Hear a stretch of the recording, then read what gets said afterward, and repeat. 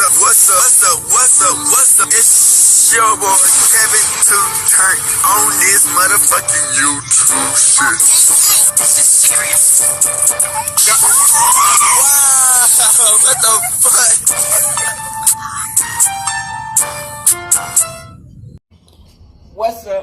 fuck? What's up? It's your boy Kevin to turn on YouTube shit. Hey man, say man, we are Lit that team, man. Turn. Today, it's motherfucking day. Straight here outside, big crib, out here, and then outside, shit, hood, gang, shit, gangy. Hey, man, say, man, I hope y'all enjoy this bitch, man. Free Palestine, free Congo, Russia, do your thing. Texas, turn up, man. You know what I'm saying? We out here, man. Hey, all day, every day. They trying to stop us because we preaching the truth, man. Like I said, man, we in the end time. Palestine, hope y'all do good. Congo, I see the oppression. Hope y'all do good. Russia, I see what y'all did, man. Y'all speaking the truth, the real, on the real, man, on the Hebrew Israelites. We likes that.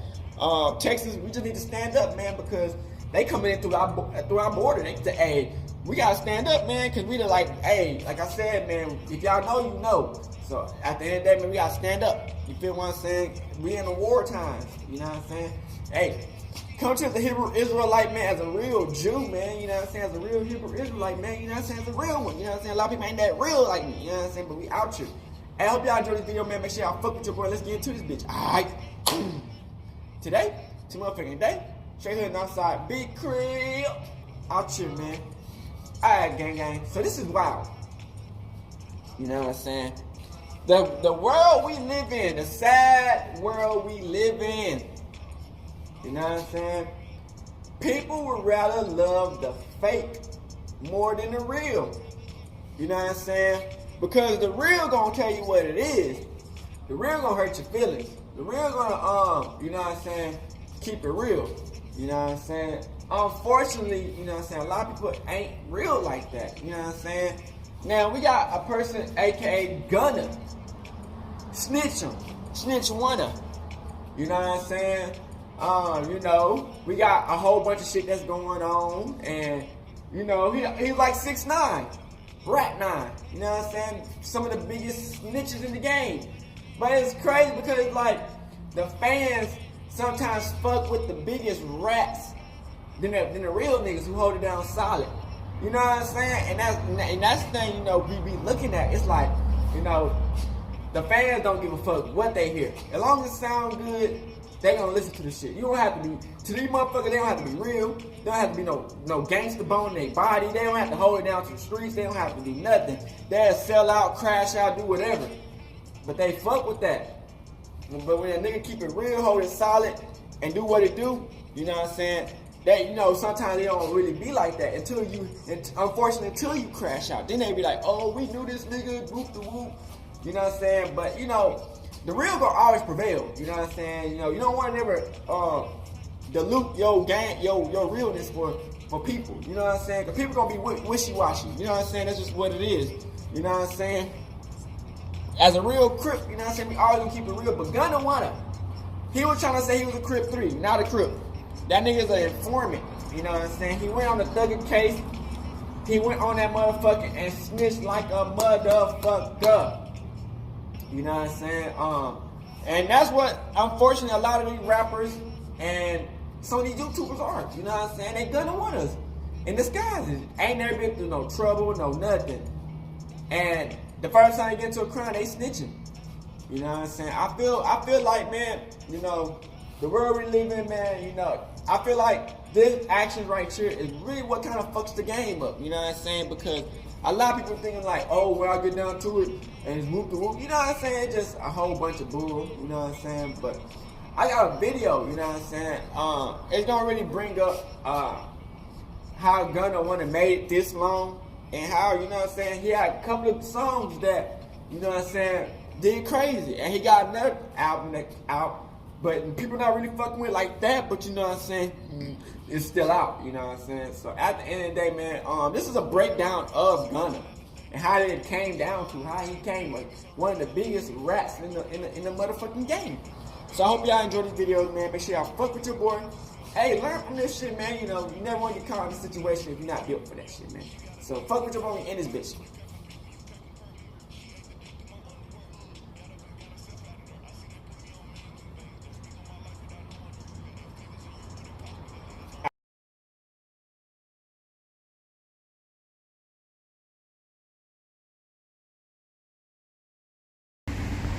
First off the bat, man, fuck Gunna. Free Thugger.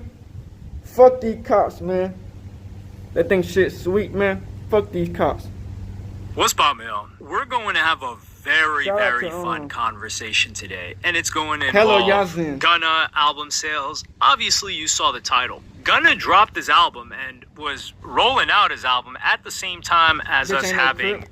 the biggest rap beef that we can remember. At least post 2020, biggest rap beef. Would we say Ye and Drake was bigger? I wouldn't say so because there weren't as many direct shots in terms of tracks. It was kind of just them going back and forth, maybe a sub here and there. So we have Kendrick Lamar, Drake. Everyone's eyes and attention are on it. Gunna announces the album, and I even tweeted something along the lines of, man, Gunna's album release just got co-opted by this beef and all these tracks that are dropping. Everybody's fuck with focused on Gunna. that. Gunna didn't move or push back his album date. He went through with it. Keep in mind, Gunna's last album that he dropped last year, this Rattboi. was the first one coming after he decided to give information, truth tell, snitch, whatever you want to call Snitch, it. That rat. whole ordeal with YSO.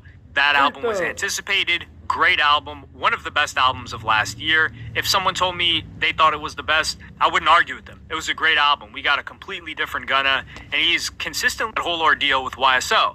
That album was anticipated, great album, one of the best albums of last year. If someone told me they thought it was the best, I wouldn't argue with them. It was a great album. We got a completely different Gunna, and he's consistently evolved since then. We had the versatility that Gunna usually has with his flows and sounds and melodies, but we also got different lyrical content, which Nobody give a fuck we're about not that too shit, used nigga. to with Gunna. So this year, Goofy things have ass. only gone up for him. There's been a bit more acceptance. motherfuckers that Sure, people like, the these usual rat-ass suspects, niggas, man, Lil fuck all that Durk shit. clearly Pussy. put his line down in the sand, but we started to see him get adopted a bit more. For instance, nigga. Offset deciding to work with him. So we're like, okay, what are we going to see from Gunna this year? Well, Gunna drops the album, and surprisingly fake enough, as fuck with him, shockingly he's enough, fake, nigga. this album Ain't was niggas initially fuck with him, projected to fake do as around fuck, nigga. 60K first ain't no week, crip. which is outstanding.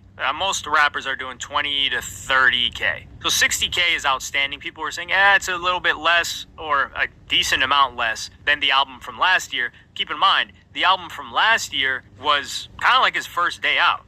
If we check out Gunna's discography, so Gift and a Curse, that had way more hype than this album. So this album was supposed to do 60 something K. And Gunna's Gift and a Curse, I believe that one did around 80, 85-ish. Come to find out that One of One ends up doing 91K first week, which outsells Gift and a Curse. I didn't really see too much congratulations with it in order for Gunna, other than his fans. This wasn't really widely reported. I don't even know if I posted about this on IG that he sold this much. And this is where we got to go to the conversation of sales. Also, one of the interesting things that I remember it last year, academics gave some props to Gunna for selling that much with the first album, and then said, hey, we got to see if he's able to keep that up and do it for the next album, because him being blackballed and not having all these features from people like, or not having these people even co-signing him, people like 21, Lil Baby, etc. Are we going to get tired of Gunna like this? We saw Roddy Ricch also tap in with Gunna, but Roddy Ricch is not holding that much clout in the industry right now,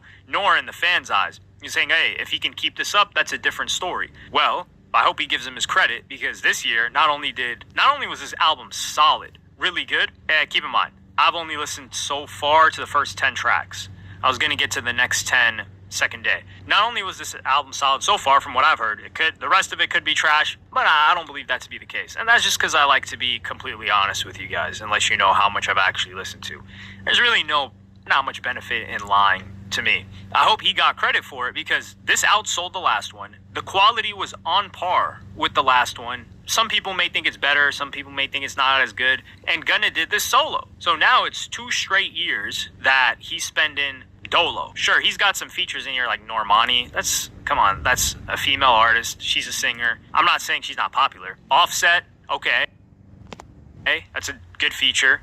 Roddy Ricch and Leon Bridges. Other than that, Gunna's rocking out this album solo. Those are, 4 songs? So 16 songs, completely solo Gunna. Meanwhile, what do we have Lil Baby doing? I have no idea what Lil Baby's doing. He just recently did a song with Central C, so he's got to hop over the pond to not get some clout, but rock with an artist that is very well respected for his rapping right now. And I always said that once Gunna got out, the Gunna and Lil Baby comparisons were going to be a big topic of discussion that I was going to bring forth. I don't know if anybody else was going to do it, but I want this to be known because Gunna had all odds against him and Lil Baby had all favor for him. And Lil Baby has managed to flip that upside down and Gunna has managed to flip that upside down, which makes Gunna's accomplishments all the more impressive. But there's something that's odd about this. We know that there are inflation techniques used for album sales or streams. Like to jump from 60K projected to 90K, I'm just going to talk about sentiment. Sentiment and awareness and attention, like the market of attention. We only have so much attention to dedicate to certain things.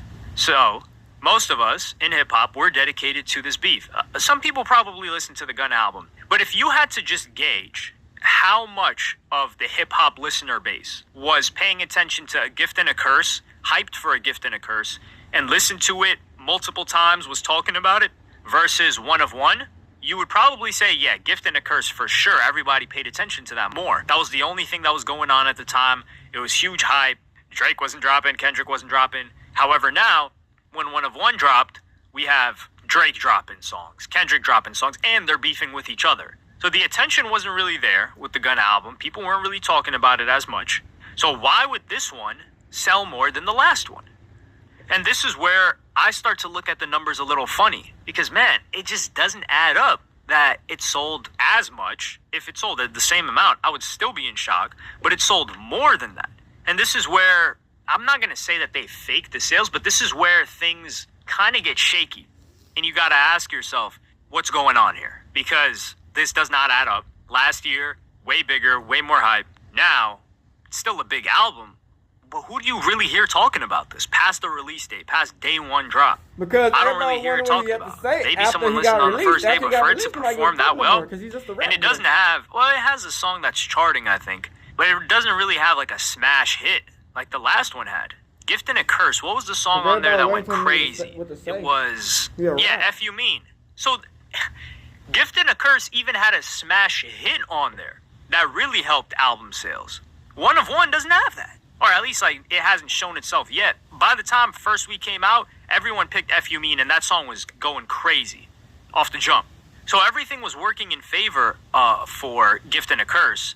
But when it comes to, actually, F You Mean was released as a single 5 or so days before the album dropped. So it had already accumulated and it was full steam ahead by the time the album dropped. People were like, yo, this is the one. There's a difference. So if it was identified during the album tracking week, it'll take a little bit to heat up to have that much of an effect on the sales. Which is why I said if it was released before, then it has that time, 4 or 5 days. People know if it's a hit at that point. Then they're going to move it to radio, start doing all their magic playlists, all that other stuff. One of One doesn't have either of these things, which is bizarre. And this isn't to knock Gunna. Like I said, this is great. And one of the things I also posted on my IG, which I was very happy to see, I watched this video clip back probably like 5 to 8 times. It's Gunna performing. I'm just going to show you it in the background. I can't play the audio, obviously, because of copyright reasons. But he's performing without like backup tracks on the vocals, and it sounds great. Of course, most rappers just have the backtrack, and they sound nothing in person like they do in the song. But Gunna actually sounds great here performing it. The guy's really, really lean. No Diddy, none of that stuff. He's looking healthy. He's able to perform. He has a great album. It performed well commercially. This guy's just winning. And I felt like we had to give him his credit. And I think this album would have done even better. Maybe not commercially in terms of sales, because these sales are looking a little iffy in the light. But I think it would have been talked about more, and there would have been more discussion around it had it been pushed back. And I want to know if he had the option to push it back and he said no and went through with it. Because if he did do that, I have way more respect for him. Because it's something that nobody was going to come at him for pushing his album back. Drake even said he pushed his back because Taylor Swift had dropped. So if Gunna said, hey guys, you guys are going to have to wait a couple more weeks because Drake and Kendrick are going at it, nobody was going to say anything to him. But let me know what you guys think about this in the comments, how Gunna's been faring. Do you think he'll continue to have a solid career, or do you think he needs people? I think he's demonstrated he doesn't need anybody right now. Like, subscribe, and hit the notification bell if you enjoyed. Follow me on Twitter and Instagram. Thank you for watching. Peace.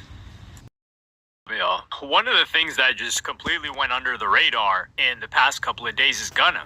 Gunna released an album, and how quick things can change. Like, we're in a hip-hop revival right now. After we've been itching, it's kind of like we've been in a bear market of hip-hop, and then now we're kicking off the bull market, boys. We're off to the races. And man, if you've been here in this journey the past 6 to 9 months where it's been rough, then congratulations. We made it through, and we held it down. This is where the real ones were made. But Gunna, who dropped one of the best albums of last year, early last year, came back with a hit song, just went crazy. Respect to him, musically, of course. He announced a new album, and in that, he was doing a rollout. I really wish that, for him, he had just put a pause on this until at least the beef cooled off, because the conversation would have been front and center. If he did this before Metro Boomin dropped his album, we would have all been paying attention to what Gunna said. He would have dominated mindshare for weeks on end into the lead up of the album. But that's not the case. Alas, it happens. But in the lead up, he was doing an interview, a print interview, and they asked him a couple of questions about his relationship with Young Thugg. And these are the following questions. What's your relationship with Young Thugg now? It's the same. It's love. Always. Our relationship is our relationship. Pretty much a non-answer. So is it love from him, or is it just love from you? And what is our relationship is our relationship? He didn't say, well, he did say it's the same, so maybe you can presume they're still cool from that. But people like Lil Durk, 21 Savage, and Lil Baby, among others, have either commented about you being a snitch or alluded to it in songs or on social media posts. Many people and media outlets have speculated that you aren't cool with those people anymore. What's your response to that? Are you cool with them or not anymore? None of those rappers, they're not on the case. They don't know legally what's going on, which I don't think you really need to legally know what's going on. And this is the thing, they're not on the case, but they can be informed by people on the case. So people on the case can hit them up and talk to them, like Young Thugg, for instance, and be like, yo, this is what I'm going through, this is my case, and this is what Gunna did. And that's where they're going to get their information from. If you recall, 21 Savage, a lot of these people held off on saying anything for a very, very long time. 21 Savage in particular, I think he did a podcast with Meezy, his manager, and I think it was Academics. And he was like, yo, we're just going to hold off. We're waiting until we see what happens. And they were kind of getting pushed on it, but they didn't budge. So if it was because of their image, they would have done it right away. Lil Durk, on the other hand, I think Lil Durk has zero room for snitching, telling, cooperating whatsoever. Like he says, the guy lost his father for 20 years of his early life because of somebody telling on him. Now, if you want to actually do the accountability thing, if you're doing the crime, you went to jail because you were doing crimes, not because someone told on you. But that's just how he looks at it, and it's fair to feel that way. He might have done significantly less time if he hadn't been told on. Who knows? So Lil Durk isn't messing with that. And Lil Durk should be the standard for that. Everyone, they just like Gunna's music, and they kind of like Gunna, so they want to cut him bail, which I understand too, but we got to tell it like it is. Anyway, and he says, have you spoken to those guys at all? I talked to maybe 2 or 3 of those guys. I talked to them on the phone. Peacefully, on good terms? Yeah, peacefully. I really like how he's answering these questions. Of course it's going to be peaceful. They're not going to be yelling at him through the phone. But he doesn't answer the good terms part because they're not on good terms. Otherwise, they'd be standing right next to him. They stand to benefit. If everything's cool with Gunna, they're standing next to him because arguably, is he hotter than these guys? With zero help, nearly no features, by himself last year, I would say he's hotter than a couple of these guys.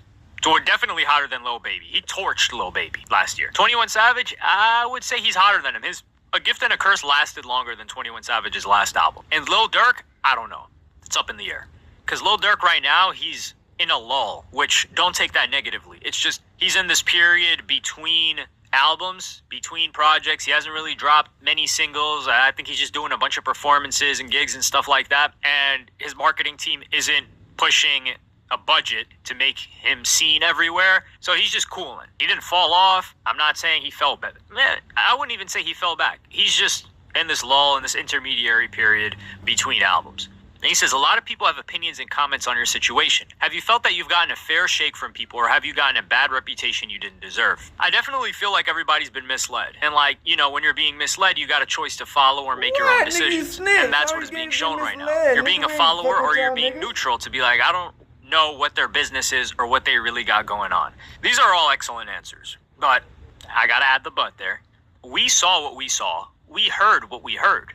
And we made our judgment based on that. Now, other people, they didn't want to make a judgment. They saw what they saw and they heard what they heard, and they decided to close their ears and close their eyes right after that, or cover their ears and close their eyes and say, nah, well, you know, but he's not actually, but we got to wait for Young Thug to say something. Well, Young Thug's brother said that, but that doesn't mean Young Thug said this. It's just complete mental gymnastics. Like they're doing Simone Biles from like 2012 show on with the level of gymnastics that they're doing. Flips on flips.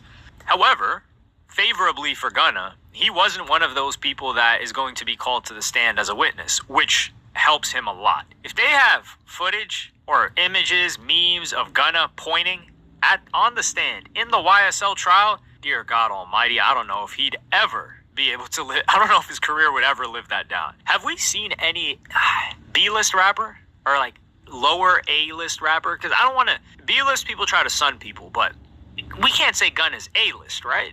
Maybe now, but is he? Like, is Gunna on the level of a Travis Scott? Is Gunna on the level of a J. Cole, commercial-wise? Is Gunna on the level of a Kendrick or a Drake? No, we wouldn't say that. So that's why I put him B-list. But let's just say, at minimum, B-list rapper that's pointing people out on the stand? Nah. Well, 6ix9ine, actually. 6ix9ine was a B-list rapper at the time, and he was doing that. Was he A-list? In fame terms, I would say yes, but musically, maybe not. Either way, at minimum B-list, that's the answer to my question. We had 6ix9ine, and that went crazy. So if it was Gunna up there, oh my goodness, it would be funny, to say the least. And the YSL trial is still going on. I feel like we're kind of tapped out of that. I know there are people paying attention to it, and Cuff Boys, I know he's covering it extensively. So good on him for that. Like, a lot of the trials, it just feels like we're just waiting for the outcomes now. Our gas tank is on empty for how much we care before we get some actual breakthroughs or information on how long Young Thug's going to be in there or not be in there.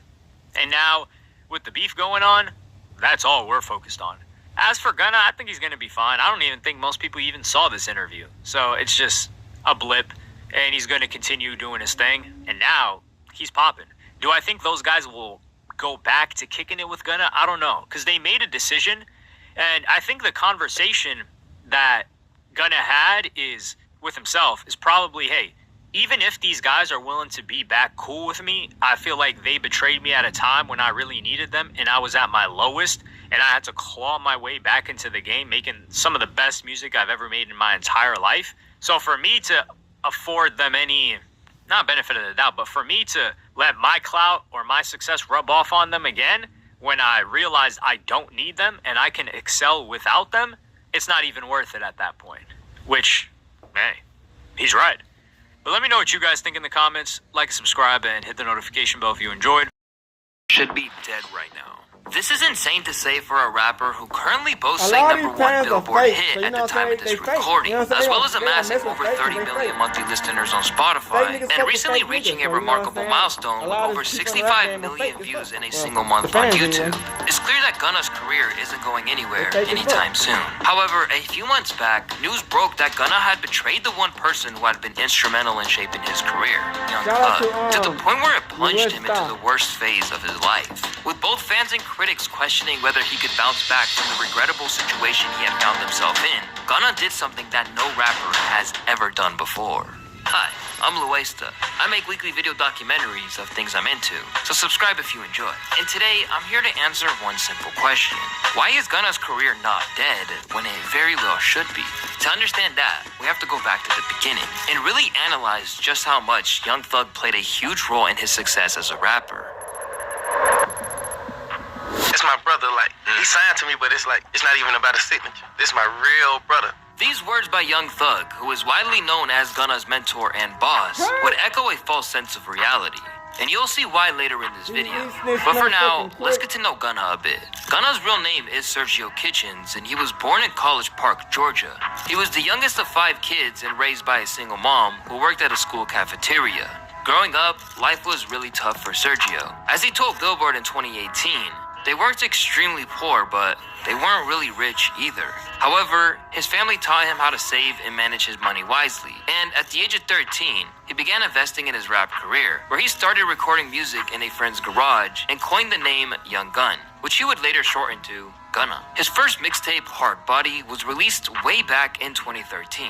But contrary to the polished and smooth sound that he possesses today, his music back then was laughable to say the least. Hard body, hard body, hard body, hard body. I know y'all nigga hard like me. Receiving feedback like, "This is fire" on mute, and "they should have locked him up for this," Gunna realized he had a lot of work to do if he planned to climb the ladder of success in the music industry. But what would happen only 3 years later would massively help Gunna skyrocket in his career. I feel like Thugg helped me because me being like artist more just learning the game more because he had already been here. Me and Baby just kind of just created the history together. It was genuine. We were bigger together for us like putting out songs, but like for us me growing and like somebody helping me that came from Thugg. Fans of these artists recognize that without Young Thugg, Gunna might have remained unknown to the world. Given the events discussed later in this video, it's remarkable to realize just how pivotal Young Thugg was in catapulting Gunna to global stardom. 2 years after Gunna's first music tape, Hard Body, the two rappers would cross paths for the first time. A mutual friend who was popularly known as King Troop ended up being the one who brought them together. I met Thugg through a mutual friend who knew him. He was like uncle of mine, named Troop, rest in peace. Him and Thugg was like real cool, and he introduced us like a month before he died. And then when he died, he just brought us closer together. For those who don't know, Keith King Troop is a deceased rap artist who was a close friend of both Young Thugg and Gunna before he tragically passed away in December of 2015 after being shot 14 times. Only 1 month before King Troop passed away, he introduced Gunna to Young Thugg, and after his passing, the two formed a closer bond with each other as they mourned his death. 2015 was also the year that Young Thugg was riding the wave of success that he had with Rich Gang, and was absolutely blowing up with his Slime Season mixtapes and singles. So he decided to use the knowledge on the industry to begin guiding Gunna, and really help him make his dreams become a reality. While this may seem like Thugger was just looking for an up-and-coming artist to sign and make more money off of, this actually wasn't the case. And he even claims that he never made a single dollar off of Gunna's career despite having a huge helping hand. Gunna been around me 6-7 years. He in some of my old videos y'all won't even know it's him. I never received $1 from him. Not $1. While spending time around Thugg and learning from him, Gunna was planning his future steps in music. He decided to quit the street life that he was living in and focus completely on locking in the studio. Through this mindset and implementing an incredible work ethic, Thugger further helped Gunna gain popularity by featuring him on several of his tracks. One of them was the 2016 hit Floyd Mayweather alongside Travis Scott and Gucci Mane, who are some of the most recognizable rappers in the game. It was here where he started receiving comments like, "Best part is when Thugg and Gunna go back and forth," and "To think that Gunna was going to be this big, I for real slept on him." Young Thugg was also featured on various tracks from Gunna's famous Drip Season mixtapes, all of which were standout tracks due to Thugger's contributions. Thugg later introduced Gunna as the signee to his new label, Young Stoner Life Records, widely known as YSL in 2017. Back in those days, YSL was still growing, and it wasn't anywhere near as big and well known as it is today. And unlike many other labels owned by rappers, Thugger made sure to support Gunna while giving him honest feedback on his projects and suggested improvements. He the type like you play out your whole project first and then go over the reviews. He not gonna just off the top. He gonna more try to enhance, be helpful. The ideas be right. Like I said, I'm a listener. A song I put out, he told me not to put it out. He like, bro, the song is big. Just wait. I don't know. He tripping. After when I put a song out and didn't do what I wanted to do, I felt like, bro, I should have waited. This type of mentorship helped Gunna blow up in 2016 through 2017. And after Gunna collaborated with another fellow YSL affiliate, Lil Baby, on the mixtape Drip Harder that dropped on October of 2018, both Baby and Gunna were really put on the map, as they were able to land a whopping 9 tracks on the Billboard Hot 100. I mean, seriously, you couldn't go anywhere without hearing the chorus from Drip Too Hard. Drip too hard, I'm staying too close, you gon' fuck around down, out this way.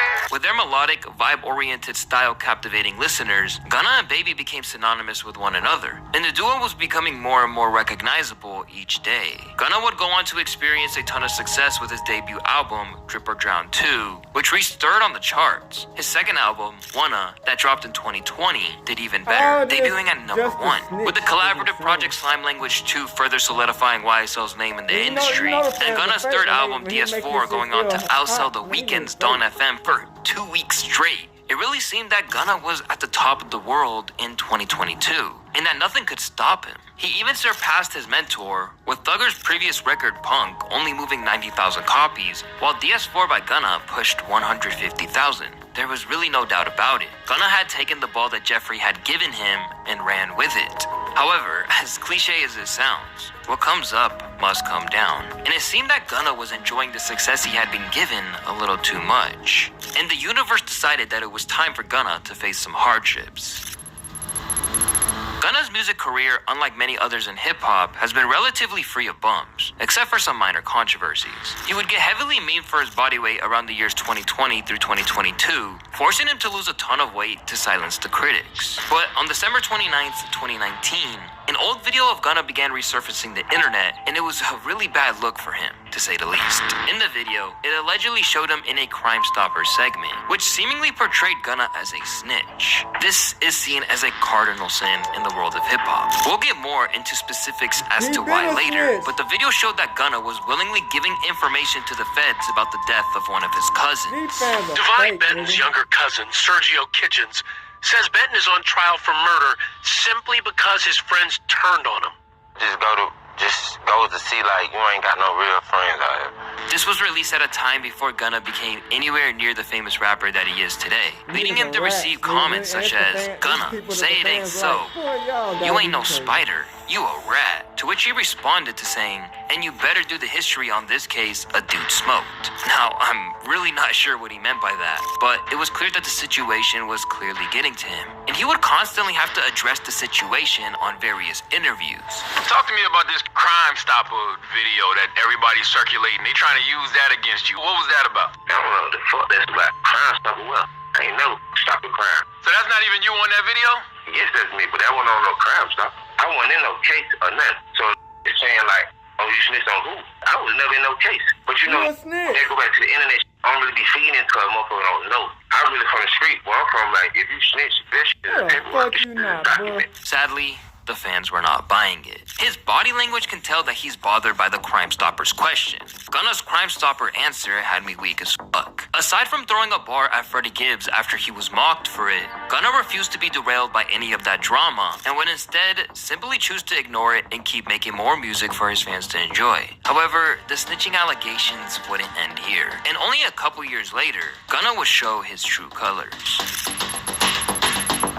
Two of the hottest rappers coming out of Atlanta are now in big legal trouble. Young Thugg and Gunna now among 28 people charged in a massive gang and racketeering sting out of Georgia. Authorities say they believe the two are associated with the Atlanta-based YSL gang, and they're accused of conspiring to violate the state's RICO Act. Only about 2 years later, in May of 2022, it was reported that Gunna, Young Thugg, among 28 other YSL members, were charged in a massive gang and racketeering sting in Georgia, where YSL was being portrayed as a gang instead of any other ordinary record label. This shocked the hell out of fans, and for some time, no one had any idea what was going on. Basically, it turned out that Young Thugg was not only a rapper, but also a gang leader, and was using his label YSL as a cover-up for some horrific crimes that he was committing. The charges were heavy, accusing them of violating RICO, which, if you don't know, is the Racketeer Influenced and Corrupt Organizations Act. This law is so broad that just being a part of a group committing crimes, even without direct involvement in the crime, can still get you charged. Thugger was accused of heading a gang that allegedly targeted rappers like YFN Lucci due to an ongoing feud. This took place even while he was incarcerated, and he also faced additional drug and gun charges. Meanwhile, Gunna was charged with a single count of racketeering. Despite this, he was at risk, spending decades behind bars, all because of his simple involvement with YSL, the same label that helped him become the superstar that he is today. Their lawyers denied the charges, stating their music and lyrics were wrongly portrayed as part of a criminal conspiracy. Unfortunately, their bond was denied, and both of them would remain behind bars until further notice. This had fans and critics question which YSL members would fold, specifically aiming at Gunna, being that he did the least amount of harm than anyone else on the label, especially when legal experts suggested that taking a plea deal might be their best option considering the weight of the evidence. It should have came as no surprise that only 6 months later, on December 15th, 2022, Gunna entered a negotiation plea known as the Alford plea deal. Now, this is where things get a little tricky, because an Alford plea doesn't necessarily mean Gunna snitched. An Alford plea allows a defendant to maintain their innocence, but acknowledge that pleading guilty is in their best interest. So Gunna was sentenced to 5 years with 1 year served in prison, and 1 year sentence that was commuted to time served, along with a 4-year remaining balance on his sentence that had been suspended and changed to 500 hours of community service. After the sentence came down, the rapper released a statement saying, "While I have agreed to always be truthful, I want to make it perfectly clear that I have not made any statements, have not been interviewed, have not cooperated, have not agreed to testify or be a witness for or against any party in the case, and have absolutely no intention of being involved in the trial process in any way," which clearly indicated that he was well aware that the internet was about to let him have it upon his release. After his release, Gunna expressed his joy on Instagram, where he also wanted to make it clear that by taking an Alford plea, it didn't mean that he was technically switching sides. But when the footage of the hearing that led to his release surfaced online, the public opinion turned against him. YSL is a music label and a gang, and you have personal knowledge that members or associates of YSL have committed crimes in furtherance of the gang. In a video clip, a judge identifies YSL as both a music label and a gang, and asks Gunna if he's aware of any criminal activities associated with the group. His response is simple, saying, "Yes, ma'am." This simple statement sparked a firestorm on the internet, especially within the hip-hop community on Twitter, with some fans claiming they can't believe he would do something like this, and others trying to defend the fact that an Alford plea isn't really snitching. To understand why this is such a big deal, you need to know a little about rap culture. Many rappers come from tough backgrounds where street loyalty is highly valued. Snitching is seen as the ultimate betrayal in this world, much like it is in gangs. A case in point is the rapper Tekashi 6ix9ine. He used his reputation of a notorious gang, the 9 Trey Bloods, to boost his fame. But when he gave the authorities information about the gang to avoid a jail sentence that was said to be around 47 years long, he was shunned by the hip-hop community, with his latest album failing to chart. But it's not just Tekashi 6ix9ine. Rappers like T.I., Fat Joe, and G Herbo, along with others such as Bottom Gotham, Finesse 2 Times, and 03 Greedo, have all had their reputations tarnished by accusations of snitching. So when Gunna's video hit the internet, many were quick to judge him. They weren't only disappointed that he had supposedly snitched, but also the fact that he had betrayed young Thugg, a person whom he owes a lot to.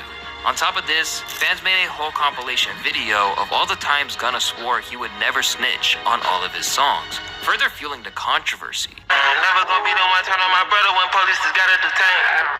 Yeah. We can't be stopped, just admit it. Take the time, young face, so I committed. Yeah.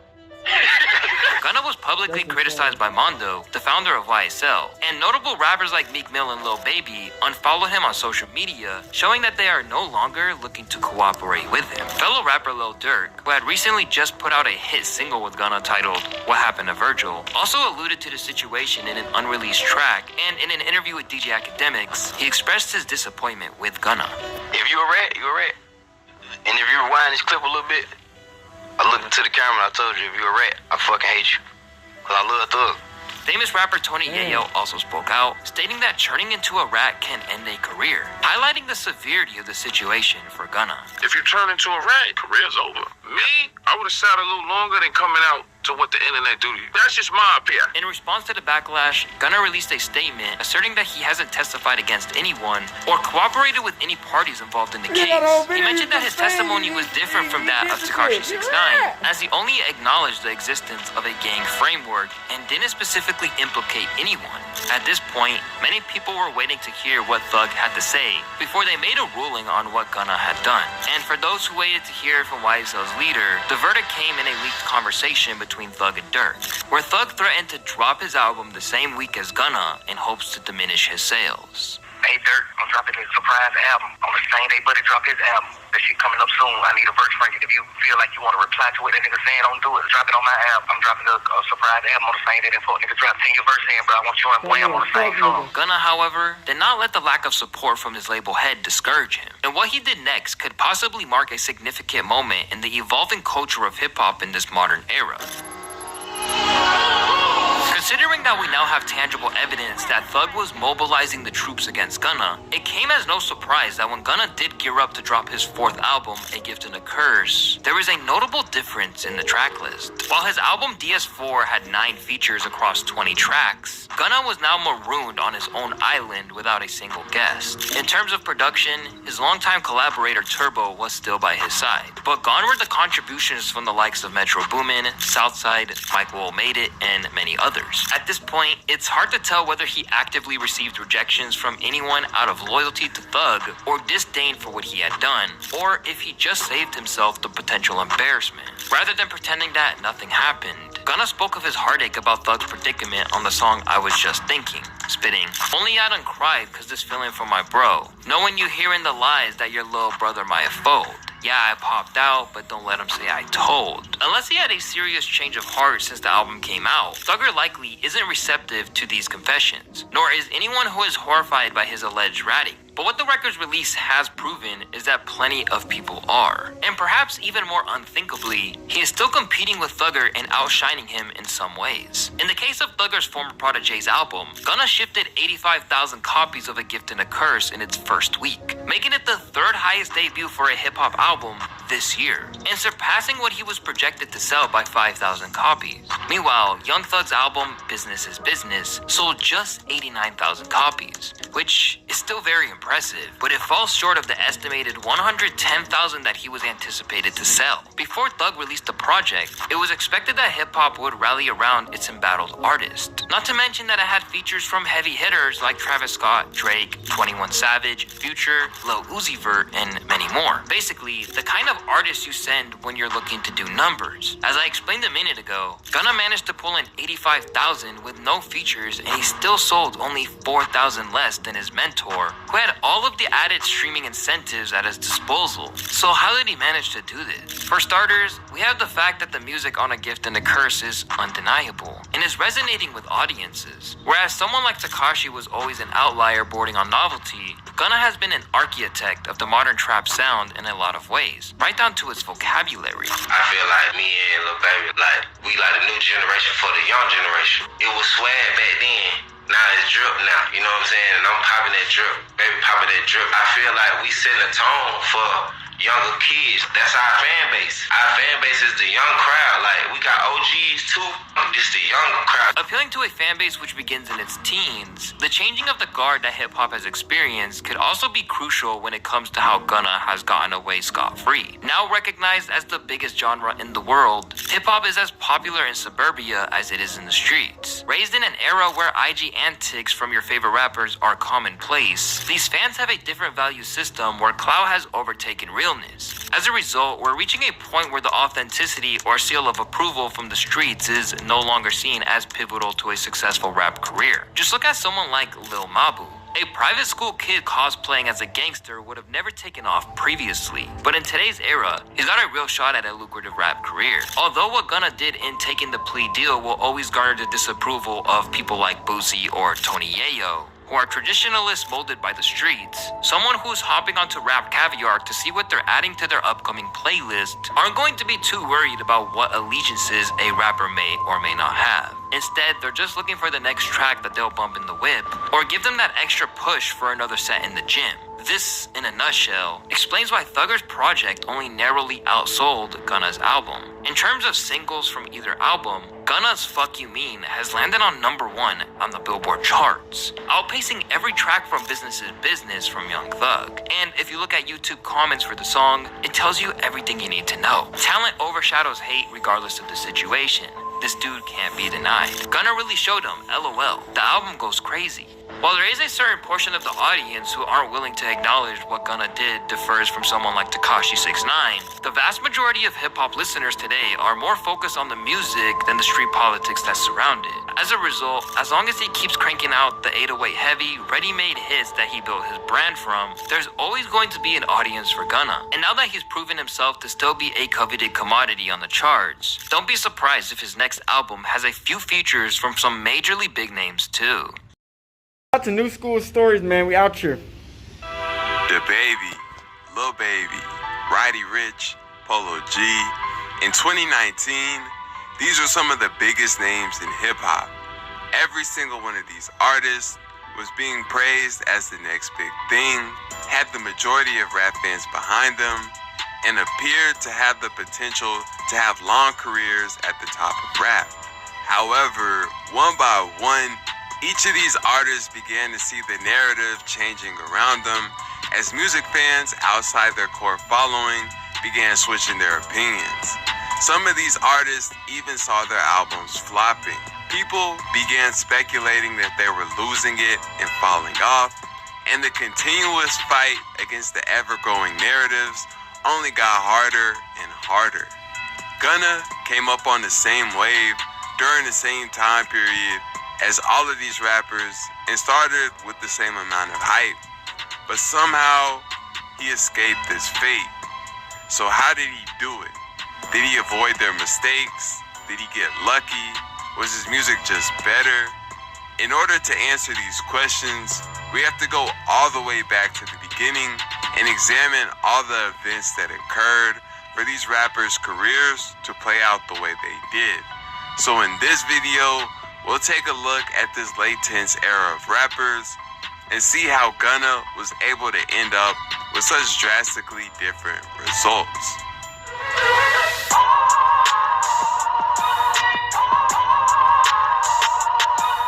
In 2018, hip-hop was in a major transition. The SoundCloud era was falling apart, and a new wave of artists was coming up, making different styles of music.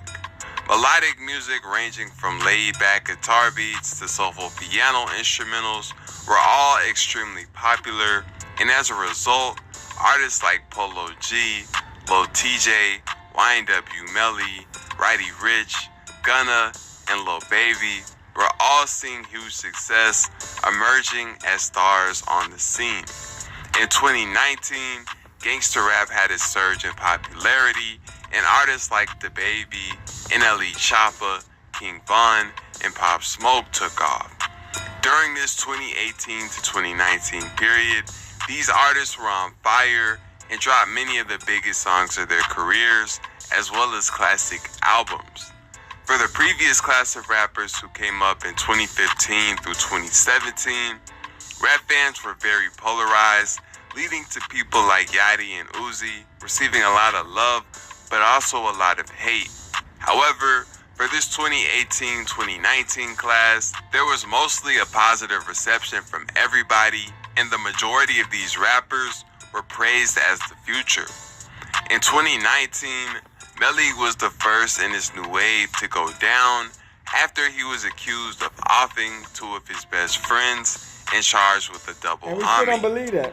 Melly's career was halted, but everyone else continued to go up, making huge records, reaching new levels of popularity. Keep us locking when I ride in the Suburban. Codeine had a young swerving. In 2020, Pop Smoke and King Von were the next rappers from this wave to go down.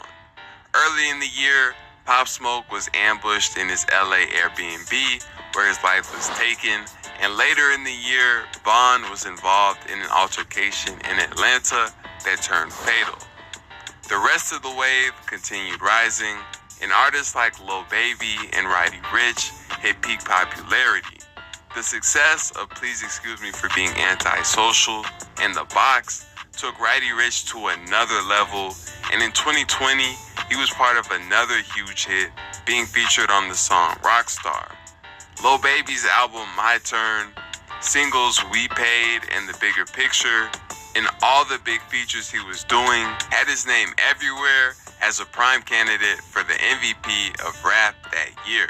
DaBaby dropped Blame It On Baby, which contained the mega hit Rockstar, keeping his name extremely hot as well. Gunna dropped Wanna, an album that did well but not amazing.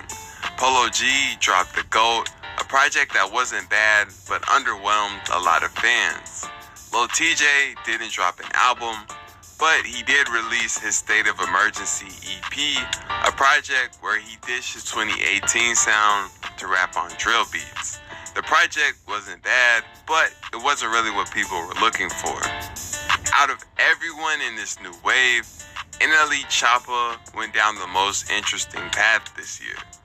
He began the year with Top Shotta, a successful project with the hit single Walk 'Em Down, the biggest hit of his career, taking him to peak success.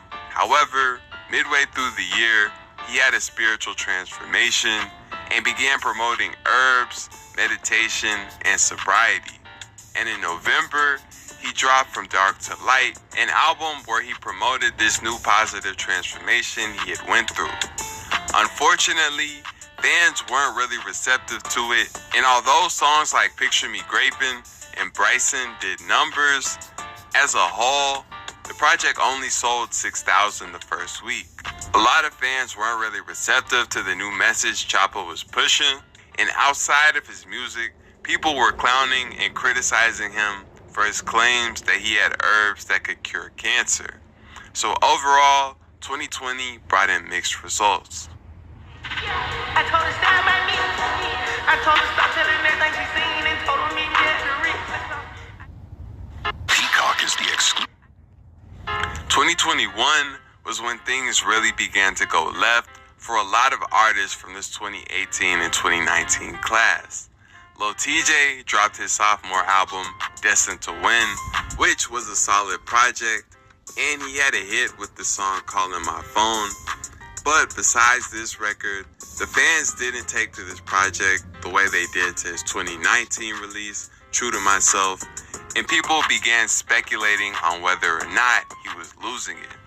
Lil Baby teamed up with Lil Durk to drop a collab project titled Voice of the Heroes, which received a good response from fans, but nowhere near My Turn. Most people thought the project was cool, but nothing more. Polo G started the year off amazing, with his song Rap Star becoming a huge hit early on. And this led up to the release of Hall of Fame, his third album. But the project didn't hit the way he hoped. Fans labeled it as mid, and being that this was his second project that didn't really live up to expectations, public opinion began to turn. The narrative that all of Polo G's music was boring and sounded the same began growing, leading to people giving him the nickname Piano G. Out of everybody who dropped in 2021, Roddy Ricch had the worst reception. Please Excuse Me for Being Antisocial dropped in December of 2019. The consensus opinion was that the album was amazing and a hip-hop classic, leaving fans eagerly waiting for the follow-up. For the next 2 years, Roddy took a break, hardly releasing anything while fans begged for new music. Finally, in December of 2021, he returned with an album titled Live Life Fast. Expectations were through the roof, and the project severely underdelivered. The majority of the internet called it mid or trash. Fans had been waiting for 2 years for this project, so they didn't show Roddy any mercy, and the narrative completely flipped. People said he fell off and stopped checking for anything new from him. DaBaby didn't drop an album this year, but he also saw a drastic decline in his career. Since 2020, he had found himself in controversy after controversy. He was accused of robbing a promoter in Miami, he slapped a female fan on camera, he dissed a child actor, and he worked with Tory Lanez when he was supposed to be canceled. But in July of 2021, he made the biggest mistake of his career when he went to Rolling Loud and said this. You didn't show up today with HIV, AIDS, any of them deadly transmitted diseases that'll make you die 2-3 weeks, put a cell phone light in the air. Lady, if you smell like water, put a cell phone light in the air. Fellas, lights up. Fellas, if you ain't in the parking lot, put your cell phone lights in. Up until this point, people have been criticizing DaBaby for all the incidents he was causing, as well as his music, because many felt that he was making the same song over and over. These narratives hadn't really affected him up until that point, and for a brief period in 2021, DaBaby even had more monthly listeners than Drake. However, after the Rolling Loud situation, a significant amount of the public flipped on him and suddenly became tired of his music and antics, leading to him experiencing a significant decline in popularity. People say the shelf life of a typical rap career is around 3 years, and 2021 was a prime example of this because the majority of these artists who blew up in 2018 watched their careers take a turn.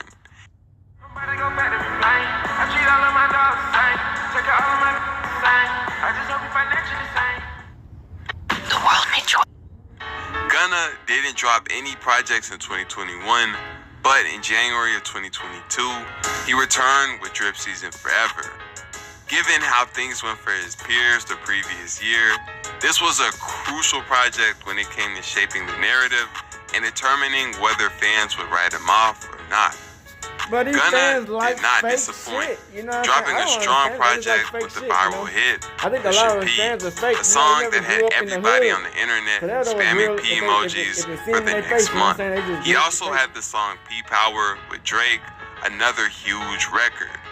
Gunna passed the test at a critical point in his career, and as a result, understand, a lot of these he people was from able to fucking keep the suburbs. excitement around his name alive and dodge the internet narratives. However, in May, he ran into a different type of trouble when he was arrested on RICO charges along with the rest of YSL. Meanwhile, Choppa dropped Me vs. Me, his first album since From Dark to Light. In 2021, he had gone back to the gangsta music he blew up off of, which led to people criticizing him for being fake spiritual. But overall, his numbers remained consistent. He wasn't as big as 2019 and 2020, but he didn't have a major decline, and the only negative narratives around his name were the ones around his music and spirituality contradicting each other. Lil Baby was also seeing steady numbers, but he did have narratives forming around the quality of his music. His 2021 collab project, Voice of the Heroes, had a decent response, but fans were waiting for something on the level of My Turn or better. Lil Baby had been getting nothing but love through 2021. However, in 2022, the narrative began to shift. He dropped a handful of singles throughout the year, but people were not embracing them the way they did his older music. People began criticizing his songs, saying his flow and beat selection was getting repetitive, and he was basically making the same song over and over. And later in the year, he got into a beef with DJ Academics, and this would lead to Act using his platform to push these narratives even further. Around the same time, Baby announced he was dropping a new project, and given the fact that he was losing momentum, this project was critical for gaining back the internet and fans outside his core audience, as well as turning things around and reminding everybody why they loved him so much back in 2020. In October, Lil Baby released his Only Me, the follow-up to My Turn, and it disappointed expectations and received the same criticisms of sounding the same, being labeled a mid-project. 2022 also confirmed the effects of 2021 for artists like Roddy Ricch and DaBaby. Roddy Ricch's Feed the Streets 3 did 40,000 first week, 20,000 less than Live Life Fast, and barely anybody noticed it. DaBaby dropped a collab album with NBA YoungBoy that did 29,000 first week, and then a solo album later in the year that did 17,000 first week, and it was clear that rap fans had moved on. So through 2021 and 2022, Gunna was the only artist from this 2018-2019 wave to release a project that people outside his core audience were excited about. But from May through December, he was sitting in the Fulton County Jail. Never gonna be the one turn on my brother when police got at the tank. I won't ever love it, but I'm my mother, and that's on my government name. At the very end of the year, he took a plea deal to get out, where he gave up information on YSL in order to be released. And this triggered an interesting situation. The rap world turned their back on him. Lil Baby, Meek Mill, Lil Durk, and several other rappers unfollowed him. But the internet rallied around him. As previously mentioned, Gunna was the only rapper from his class to completely avoid internet narratives. Given this new situation where people like Lil Baby, who internet communities were already turned on Gunna, this caused these internet communities to embrace Gunna even harder and attack Lil Baby even more. Through early 2023, while all of this was happening, Gunna was silent and laying low, but eventually he decided to re-emerge. His first single back was Bread and Butter, where he dissed Baby, Durk, and everybody else who had turned on him. He followed this up with his album A Gift and a Curse, and once again, he was in a position where a bad project could have flipped the narrative against him. But once again, he delivered and released a solid project that got nothing but positivity from the public. He even had another big hit with the song Fuck You Mean. Following this project, people really began championing Gunna, and he was even seen as sort of an underdog because all his peers had turned their back on him. Gunna was one of the few mainstream artists with forward progress, and definitely the only one out of all of his peers. In 2023, Lil Baby, Roddy Ricch, and Polo G didn't even drop music. Lil TJ had the attention of the entire internet in 2022 when he survived 7 shots and made a full recovery. But even this crazy situation didn't help him out, because a year later, when he dropped his 222 album, the project did 22K the first week, and people didn't really talk about it. The same year, NLE Choppa dropped Cottonwood 2, and this did 23K. But throughout the year, he also had several songs that performed well on YouTube. As of 2024, these artists from this 2018-2019 class still have millions of monthly listeners and the support of their core fan bases. But when it comes to public opinion and internet narratives, Gunna is the only one who has remained untouched in this 6-year period since he blew up in 2018. Part of this can be attributed to him continuing to drop consistent quality projects like Wanna, Diaz Forever, and A Gift and a Curse, as well as hits like Pushin' P and Fuck You Mean. But part of it also comes from the fact that he never got too high.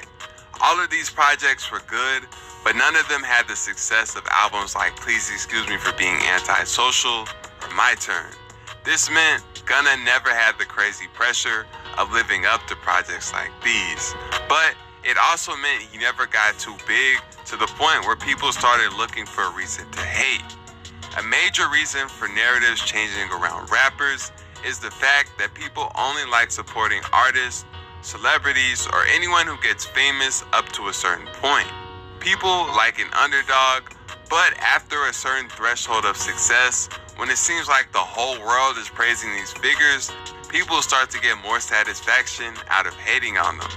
You can say what you want about their music quality over the years, but Roddy Ricch and Lil Baby definitely got to this point after the crazy success they saw in 2020, while Gunna was slightly more under the radar. The snitching situation also ended up playing out in Gunna's favor because people looked at him like an underdog again and were drawn to support. So to answer the question of how Gunna dodged the fate of many of his peers, both skill and luck played a role. Most importantly, he stayed alive and dodged major jail time. He also produced when he needed to produce, but didn't overshine the support of the public. He ran into some bad luck with the YSL case, but it allowed him to become an underdog. Now, 6 years after his initial rise to fame, with a solid discography, platinum hits, and the fickle community of hip-hop fans on the internet still behind him, Gunna has definitely beat the odds.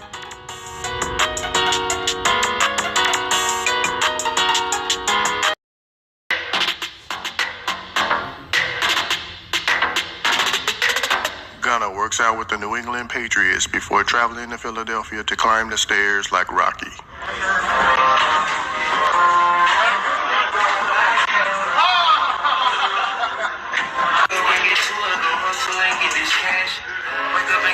Be sure to like, comment, and subscribe.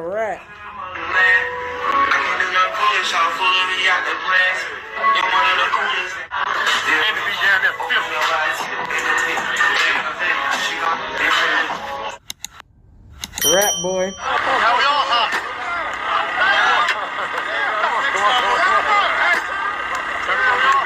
Let me see it. Let's go. Appreciate it. Okay. Hey, that's so sick. Hey, where our 10-day contract at, man? Where our 10-day contract at, man?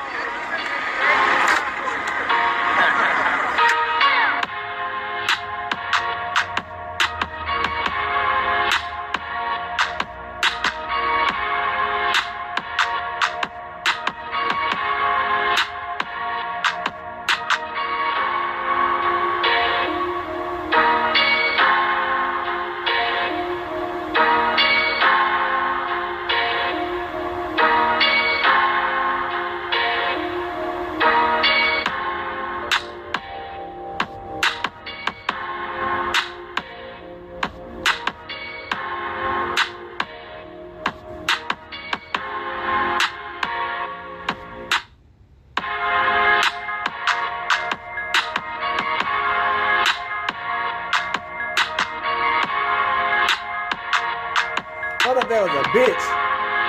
That's crazy.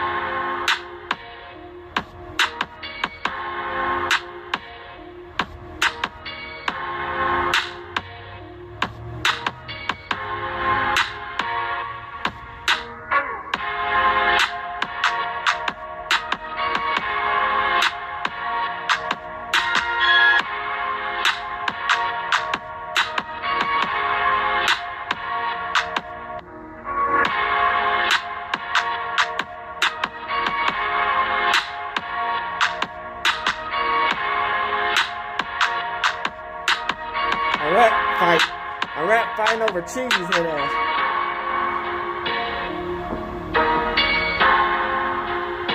Ice cold? Ice cold going to a club. Ice cold. Half the time I was start from ABS. Every time I rock a show, my fans don't wanna leave. Working out in Boston.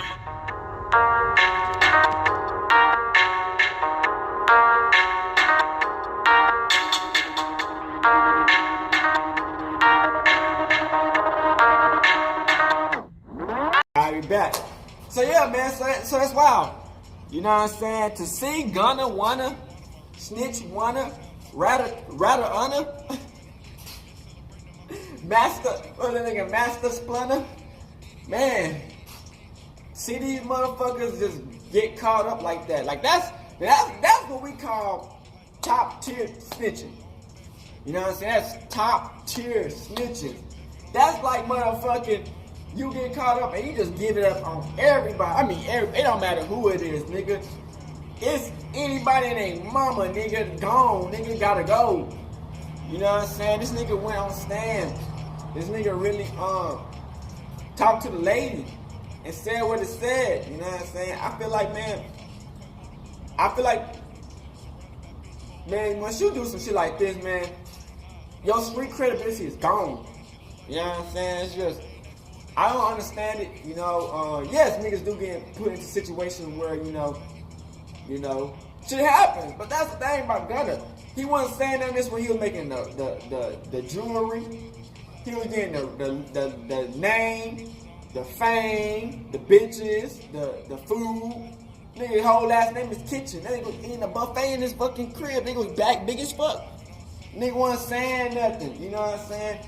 But now, bro, that's what I be saying, man. When these niggas get caught snitching, you know what I'm saying?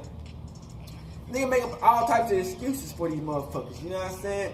And it's like niggas, niggas put you into that moment to get pushed up to where you need to get to, and niggas just said, "Fuck that shit, nigga. It's too many fucking BBL builder bitches out here." This nigga said he can't take that shit. You know what I'm saying? And now we got Thugg in them, and that niggas facing time. You know what I'm saying? Like at least I think they trying to get Thugg at least over 15 years. You know what I'm saying? And the rest of the boys, they trying to get them niggas over 50 years, you know what I'm saying? But, you know, I still put Thugg at top tier rappers all the time. I think Gunna, man, these fake fans, you know, they gonna fuck with the fake shit. You know what I'm saying? I think that's what it is, you know. They got a name to them, they got a little bit of jewelry to them, they gonna fuck with that shit. You know what I'm saying? They don't give a fuck about street credibility. Nothing. Plus, you gotta understand, there's a lot of white people who do be listening to rap. So these motherfuckers listen to anything, especially when it's playing on the radio. These niggas don't know what the fuck going on half time.